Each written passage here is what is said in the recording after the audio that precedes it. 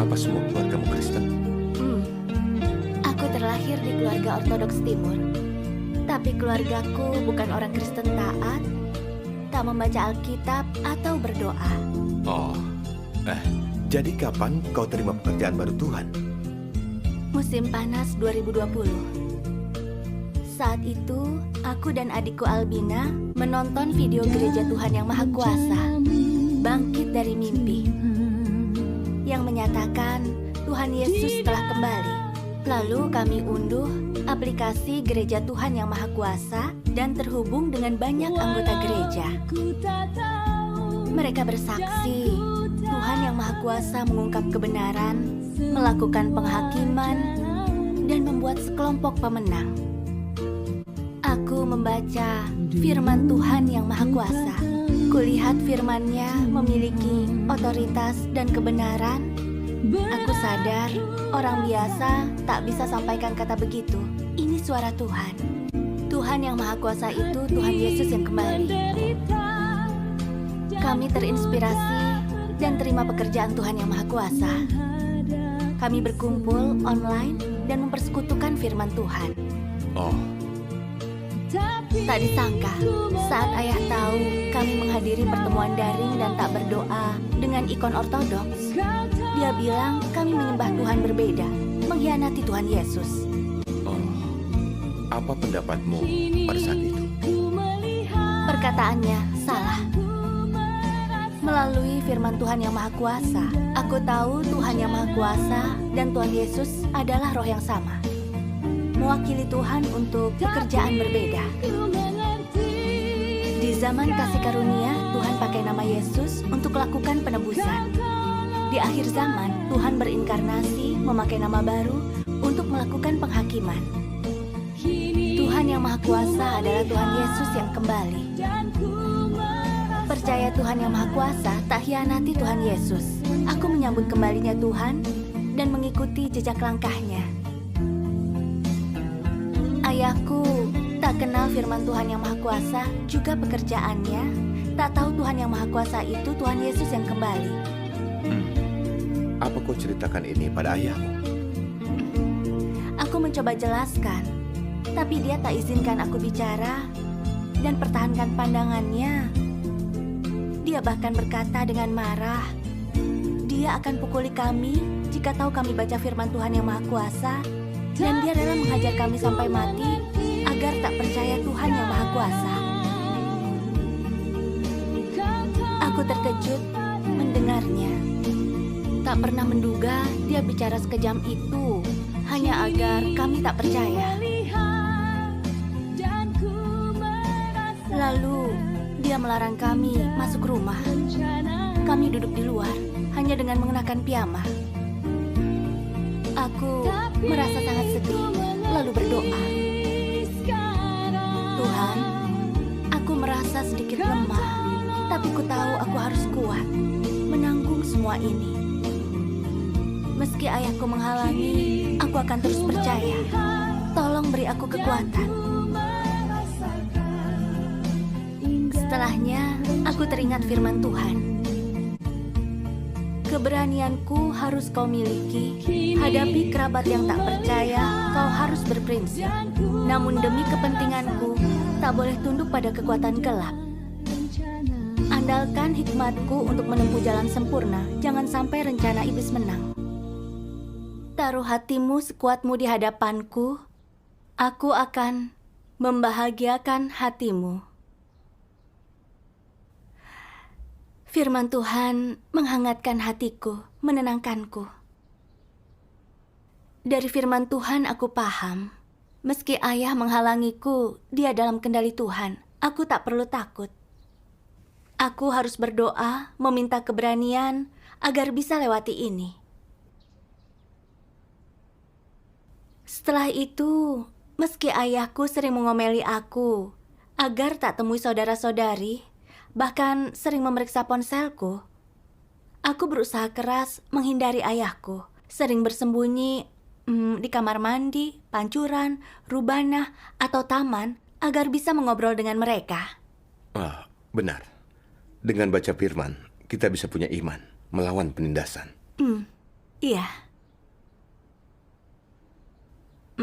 Kami berlatih jadi penyiram petobat baru. Diam-diam bertugas.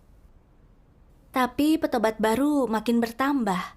Akhirnya aku bersekutu di kamarku tiap hari. Ayah mencurigaiku ikut pertemuan lagi hingga lebih ketat mengawasiku. Selain periksa ponselku, dia menyelinap ke kamarku saat aku sendiri untuk memeriksaku. Juga memasang CCTV di rumah, bahkan adikku disuruh mengawasi dengan imbalan hadiah. Kadang aku terpaksa hapus semua yang berhubungan dengan gereja di ponselku dan meninggalkan obrolan grup. Akhirnya ayahku memergokiku menerapkan imanku. Hari itu dia mabuk lagi dan memaki aku, bahkan sampai menghujat Tuhan. Aku tak tahan lagi. Jadi aku bilang, aku mempercayai Tuhan yang benar, Tuhan Yesus yang kembali. Tuhan yang Maha Kuasa mengungkap kebenaran agar manusia selamat terbebas dari dosa. Hanya inilah peluang yang kupunya. Aku harus gigih. Jika imanku ke Tuhan yang Maha Kuasa dihalangi, aku akan pergi dari sini dan cari rumah lain. Oh, lalu bagaimana reaksinya? Dia tak mengatakan apapun. Lalu beberapa saat setelahnya, dia nyaris tak berbicara tentang kepercayaanku. Berhenti menekanku. Kupikir semua ini telah berlalu. Tak kuduga ini hanya ketenangan sebelum badai. Sebelum aku mulai pertemuan, adikku bilang ayah kami ingin melihat ponselku. Tapi tak kuberikan, karena tahu dia akan merusaknya. Ponselmu sangat penting bagimu. Iya. Aku hanya bisa terhubung dengan gereja lewat ponsel. Dan hanya dari situ, ku baca firman Tuhan yang Maha Kuasa. Jadi, segera kuhubungi saudari dari gereja. Kujelaskan situasiku, melimpahkan petobat baru yang kusirami padanya. Setelah itu, aku sembunyikan ponselku. Lalu, ayahku mengundang pamanku datang ke rumah untuk melarang kami percaya Tuhan yang Maha Kuasa. Entah apa yang akan mereka lakukan pada kami berdua. Lalu, aku teringat firman Tuhan. Tuhan yang Maha Kuasa berfirman, dalam setiap langkah pekerjaan yang Tuhan lakukan di dalam diri manusia, dari luar, pekerjaan itu terlihat seperti interaksi antara manusia, seolah-olah itu lahir karena pengaturan manusia atau dari campur tangan manusia. Namun di balik layar, setiap langkah pekerjaan dan semua yang terjadi adalah pertaruhan yang iblis buat di hadapan Tuhan dan menuntut orang-orang untuk berdiri teguh dalam kesaksian mereka bagi Tuhan. Misalnya, ketika Ayub diuji di balik layar, iblis bertaruh dengan Tuhan dan yang terjadi kepada Ayub adalah perbuatan manusia dan campur tangan manusia. Di balik setiap langkah pekerjaan yang Tuhan lakukan di dalam dirimu adalah pertaruhan antara iblis dengan Tuhan. Di balik semua itu ada peperangan. Ketika Tuhan bekerja, memedulikan seseorang dan memperhatikan orang ini, dan ketika Dia menyukai dan berkenan atas orang ini, iblis juga akan menguntit orang ini, berusaha menipu orang ini, dan melukai dirinya. Jika Tuhan ingin mendapatkan orang ini, iblis akan berusaha sekuat tenaga untuk menghalangi Tuhan, menggunakan berbagai cara jahat untuk mencobai, mengganggu, dan merusak pekerjaan yang Tuhan lakukan demi mencapai tujuan tersembunyinya. Apa tujuan ini? Iblis tidak ingin Tuhan mendapatkan siapapun. Iblis ingin merebut orang-orang yang ingin Tuhan dapatkan. Dia ingin mengendalikan mereka, menguasai mereka sehingga mereka menyembahnya, sehingga mereka bergabung dengannya untuk melakukan perbuatan-perbuatan jahat dan menentang Tuhan. Bukankah ini motif iblis yang jahat?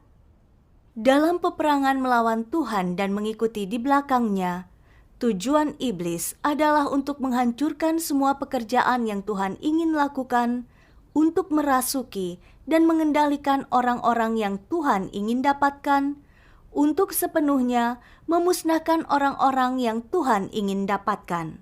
Jika mereka tidak dimusnahkan, mereka menjadi milik iblis untuk dipakai olehnya. Inilah tujuannya. Dari firman Tuhan, aku paham. Penindasan keluargaku terhadapku adalah gangguan dari sang iblis. Iblis tak ingin aku mengikuti Tuhan dan terselamatkan. Memakai keluargaku untuk memaksaku mengkhianati Tuhan. Ini rencana jahat iblis. Aku ingat saat diuji, Ayub diserang iblis. Hartanya lenyap, anaknya tewas, seluruh tubuhnya penuh bisul. Meski dapat derita hebat, Ayub tetap jadi saksi Tuhan dan permalukan iblis. Aku harus meniru Ayub. Meski ayah dan pamanku menghalangiku, aku harus percaya Tuhan yang Maha Kuasa dan bertekad permalukan iblis. Firman Tuhan memberi kita kekuatan. Iya. Apa pendapat pamanmu tentang imanmu ke Tuhan yang Maha Kuasa? Saat masuk kamar kami, dia desak kami berhenti percaya. Berkata, "Kau meninggalkan Tuhan Yesus dan tak pergi ke gereja. Ini pengkhianatan." Ku jawab, Tuhan yang Maha Kuasa dan Tuhan Yesus itu sama. Tuhan yang Maha Kuasa mengungkap jutaan firman serta menyingkap banyak misteri.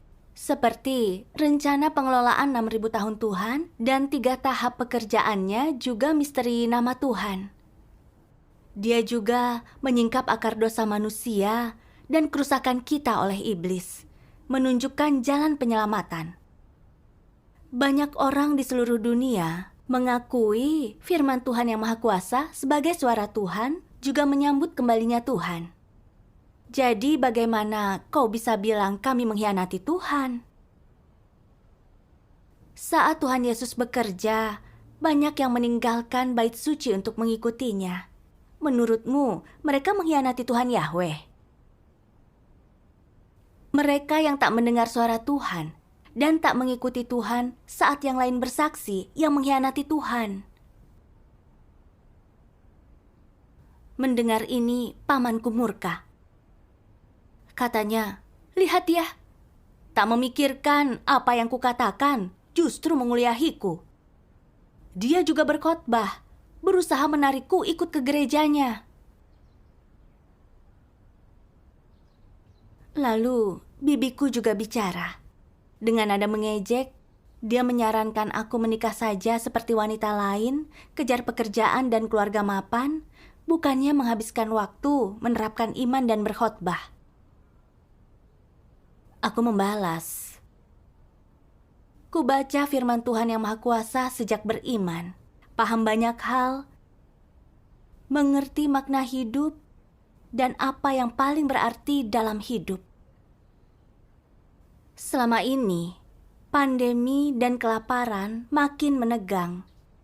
Bisakah nikmat daging dan hidup santai menjamin keselamatan dan lindungi kita dari bencana?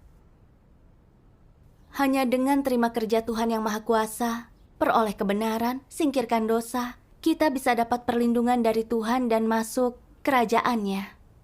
Inilah jalan menuju keselamatan." Apa tanggapan mereka tentang persekutuanmu? Mereka hanya diam. Melihatku gigih, mereka panggil kakekku dan paman lain untuk mengeroyokku. Ditentang seluruh keluarga, pasti ujian yang berat. Benar. Aku memikirkan para saudara-saudari Tionghoa mampu bertahan melawan persekusi.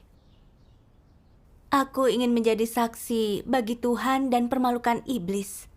Jadi aku berdoa, "Tuhan, entah apa yang akan dilakukan kakek dan yang lain padaku. Tolong beri aku kekuatan." Begitu kakekku tiba, dia memarahi kami berdua, memegang ikat pinggang dan berkata, "Jika kalian mempercayai Tuhan Yang Maha Kuasa, kalian takkan lagi jadi cucuku." Mendengar hal ini, aku berpikir, aku akan selalu percaya Tuhan Yang Maha Kuasa, meski seluruh keluargaku meninggalkanku. Tuhan berfirman, "Barang siapa menyangkalku di depan umum, aku juga akan menyangkalnya di hadapan Bapakku." Kita bisa hidup meski diabaikan orang lain. Tapi jika diabaikan Tuhan, maka tamat sudah. Meski dihalangi, aku takkan menyangkal Tuhan. Aku berkata, Tuhan Yang Maha Kuasa adalah Tuhan yang benar. Terserah mau bilang apa, aku tetap meyakini Tuhan Yang Maha Kuasa. Adikku berkata, dia tetap meyakini Tuhan Yang Maha Kuasa. Semua orang di sana terkejut dengan ucapan kami. Pamanku menjadi murka, merebut ponselku dan berkata, "Siapa yang kau telepon setiap hari? Siapa mereka? Siapa namanya? Berikan nomor teleponnya. Akan kulaporkan ke polisi." Dia menyuruhku membuka ponsel. Saat aku diam, dia memarahiku. "Kau tampak tak punya harapan. Tak mau dengarkan ucapan kami. Kau harus dibawa ke psikiater untuk dirawat." Mereka tak mengerti kenapa kau begitu gigih. Benar. Di mata mereka, iman hanya semacam keyakinan agama. Mereka pikir orang yang berkorban demi Tuhan adalah orang gila. Setelahnya, anggota keluarga yang lain bergantian memarahiku. Tapi aku dan adikku tak goyah, bahkan membantah. Mereka akhirnya kesal, lalu pulang. Apa mereka terus seperti itu? Mereka tak berhenti di situ. Lusanya, ayahku menunjukkan video yang menjelekkan gereja Tuhan Yang Maha Kuasa. Itu menyakitkan, karena aku tahu itu salah dan memfitnah gereja kami. Aku belum lama percaya Tuhan Yang Maha Kuasa, tapi aku membaca firman-Nya dan paham kebenaran. Tahu jalan yang harus diambil agar bebas dari dosa, paham hal yang paling berarti untuk dikejar. Aku memandang hal sesuai firman Tuhan, bisa membedakan mana baik dan mana jahat. Aku mengalami peningkatan di beberapa area. Imanku ke Tuhan Yang Maha Kuasa menguntungkanku. Aku merasakan kedamaian batin. Aku yakin ini jalan yang benar yang ditunjukkan Tuhan. Lalu aku berkata, "Kau belum selidiki pekerjaan baru Tuhan dan percaya rumor di internet. Itu adalah kebohongan iblis. Ku percaya Tuhan yang benar." Setelah ku jawab, ayahku menyela, memarahiku lagi. Lalu pamanku datang lagi dan mulai berkata, "Kiana, kau keluarga kami. Kami sangat mencintaimu. Kami begini demi kebaikanmu. Kau akan berterima kasih nanti. Tinggalkan gereja ini secepatnya." Ucapannya mengingatkanku pada iblis yang memakai istri Ayub untuk menyerangnya. Istri Ayub berkata, "Kau masih pertahankan integritasmu. Kutuk Tuhan dan matilah." Namun Ayub tak menuruti, justru menegurnya, karena bicara seperti wanita bodoh. Kini, aku dihalangi keluargaku. Mereka bilang ini demi aku, tapi itu memaksaku meninggalkan Tuhan Yang Maha Kuasa. Aku muak dengan kebohongan mereka. Jadi aku hanya duduk diam, mengabaikan mereka. Banyak yang ingin kukatakan kepada mereka, tapi ku tahu mereka takkan mendengarkan. Tahu perintahnya tak dituruti, Ayahku pakai ikat pinggangnya untuk mencambukku, membuat tanganku perih, dan aku menangis. Akhirnya, ponsel kami berdua disita oleh mereka. Kami tak bisa berhubungan dengan gereja. Setelahnya, ayahku terus memantau kami, melarang kami baca firman, mengikutiku kemanapun agar tak sendirian, bahkan mengamati ekspresiku. Jika aku tampak berpikir, dia akan berteriak, "Jangan coba memikirkan Tuhanmu itu." Dia berusaha mengendalikan pikiranmu.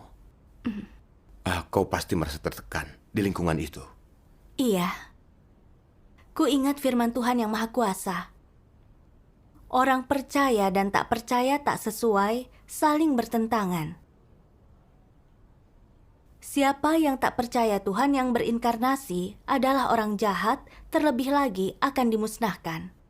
Siapakah iblis, siapakah setan, dan siapa lagi musuh Tuhan, kalau bukan penentang yang tak percaya Tuhan?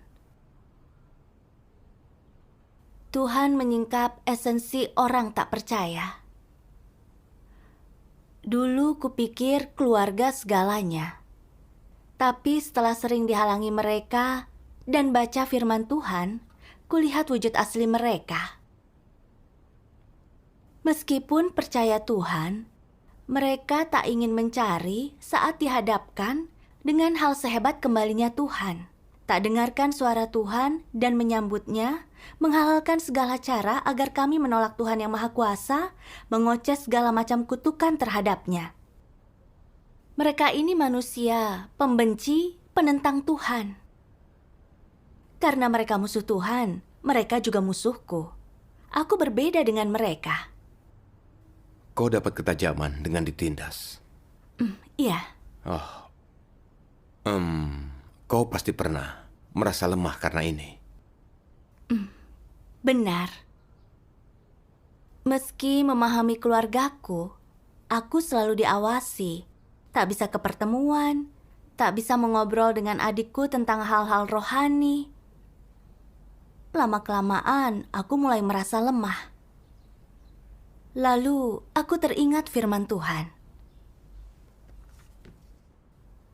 Jangan berkecil hati, jangan lemah, dan aku akan menjadikan segalanya jelas bagimu. Jalan menuju kerajaan tidaklah mulus. Tidak ada yang sesederhana itu. Engkau ingin berkat datang dengan mudah, bukan?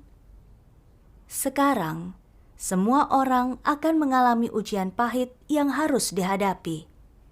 Tanpa ujian semacam itu, hati penuh kasih yang engkau miliki bagiku tidak akan tumbuh lebih kuat, dan engkau tidak akan memiliki kasih yang sejati bagiku.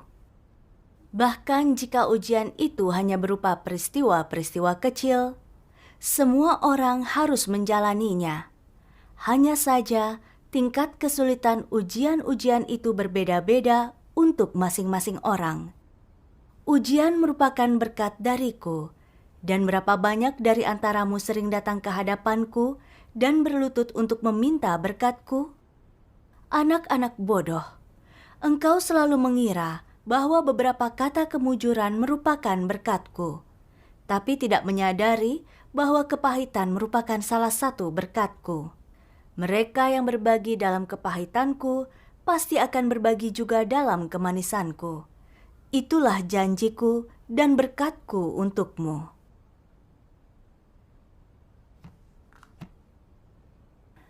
Firman Tuhan memberiku kehangatan. Aku merasa Dia sangat dekat. Tuhan mengerti yang kupikirkan dan alami, memakai firman-Nya untuk menghiburku. Aku tahu, memasuki kerajaan-Nya begitu sulit, serta jalan yang benar terus dipersekusi. Adalah karena iblis menguasai dunia. Dia tak izinkan Tuhan datang untuk menyelamatkan umat manusia, apalagi izinkan manusia percaya. Akibatnya orang yang lakukan itu dipersekusi.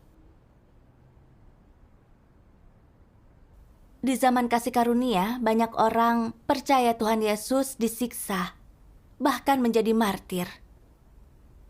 Di zaman kerajaan, Tuhan datang untuk selamatkan manusia. Di Tiongkok, banyak yang percaya Tuhan yang Maha Kuasa telah ditangkap, dipukuli, dan disiksa oleh PKT. Tapi mereka tetap teguh mempercayai Tuhan dan jadi saksinya.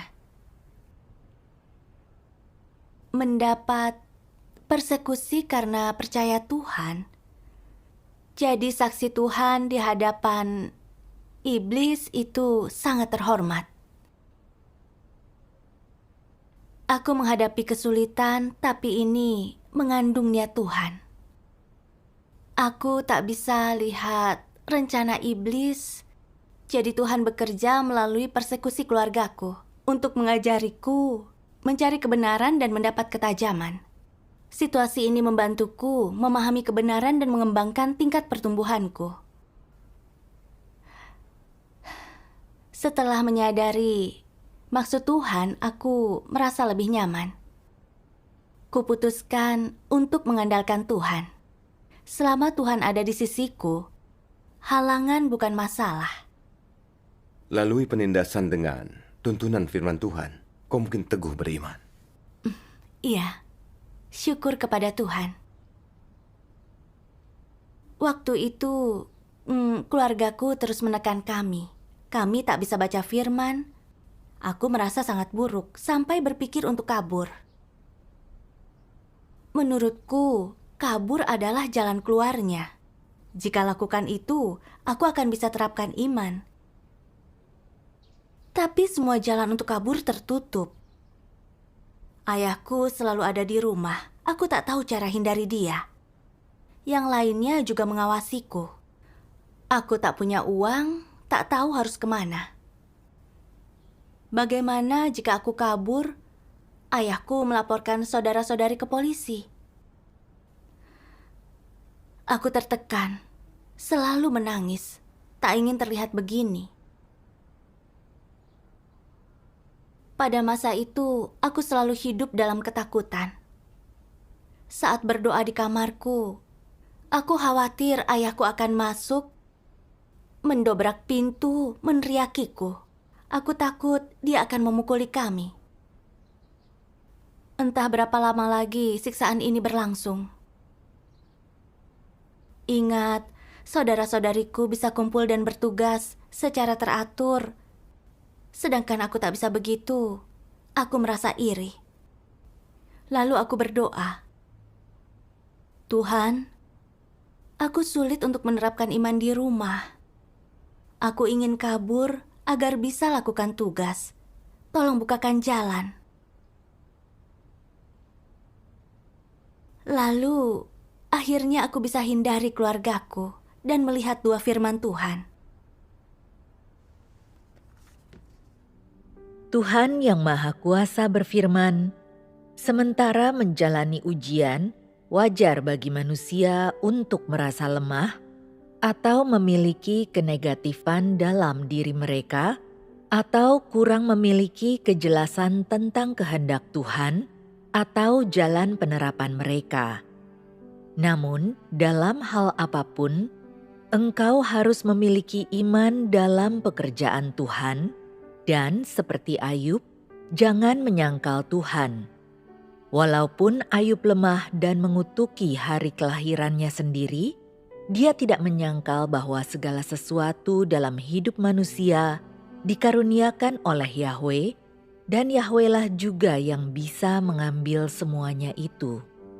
Bagaimanapun dia diuji, dia tetap mempertahankan keyakinannya ini.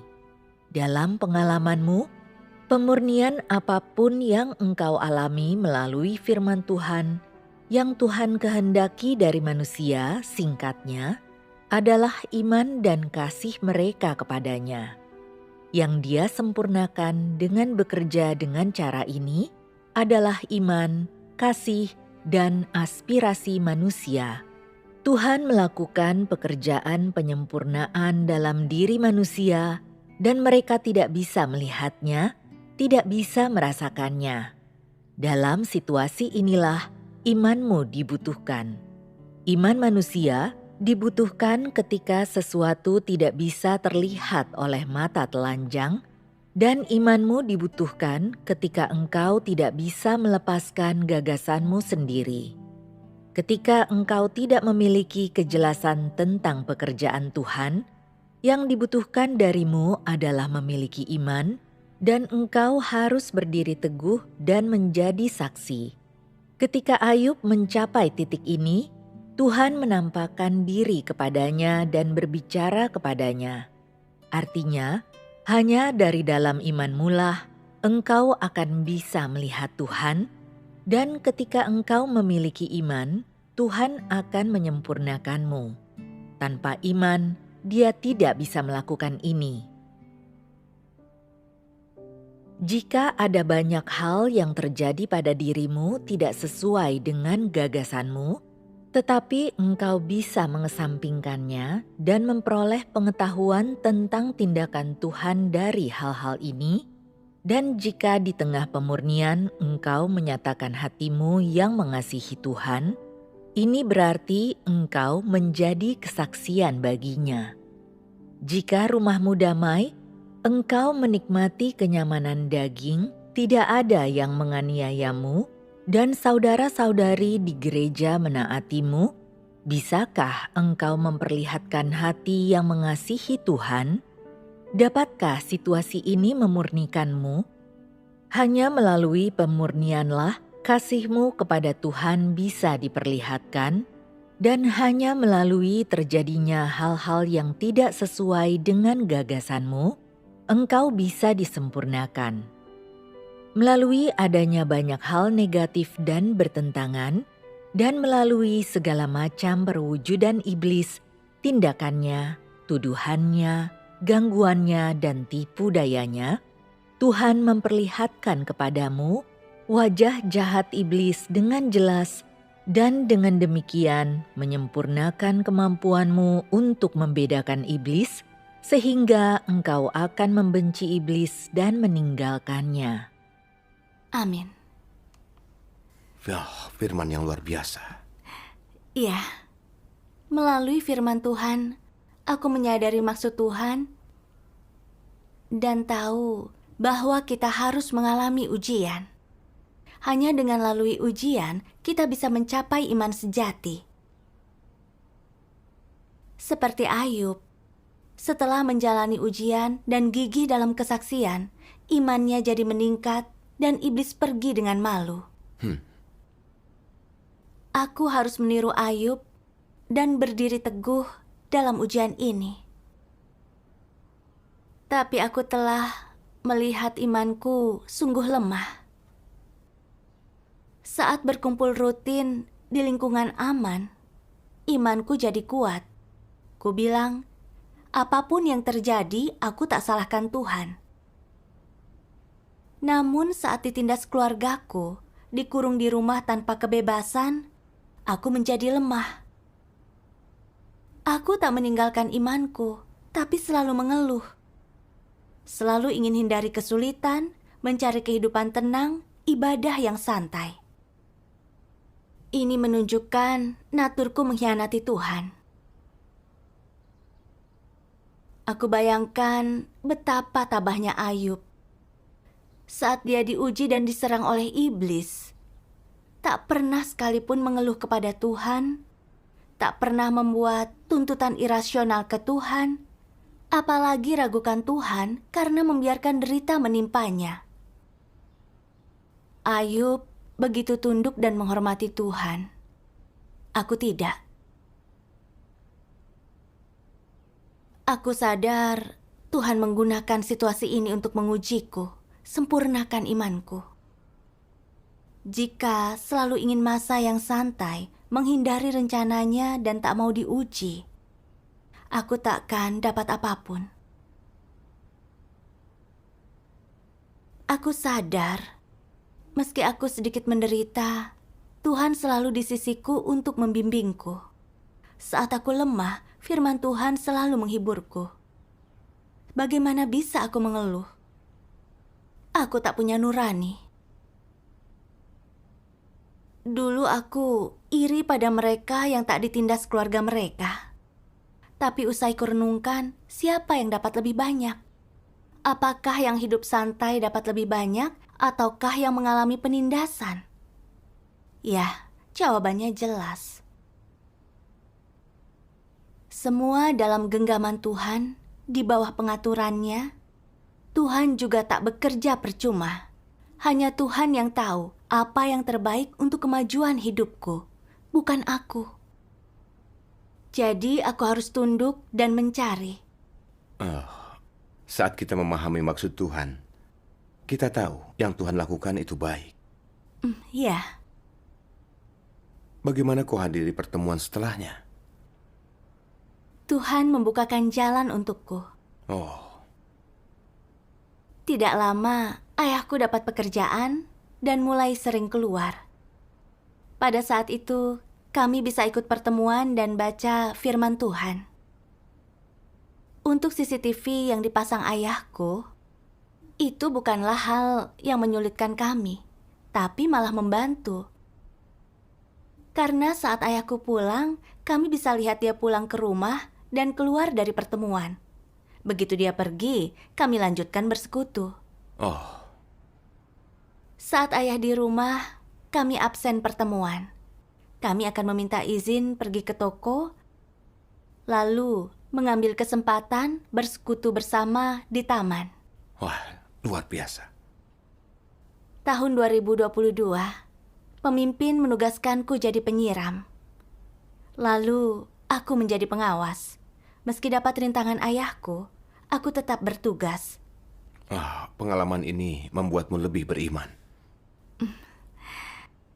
Aku mengalami firman Tuhan, melihat kebijaksanaannya, serta mendapat iman. Aku belajar mengandalkannya, menerapkan firman Tuhan untuk selesaikan masalah. Juga paham tentang keluarga yang tak beriman dan cara menanganinya.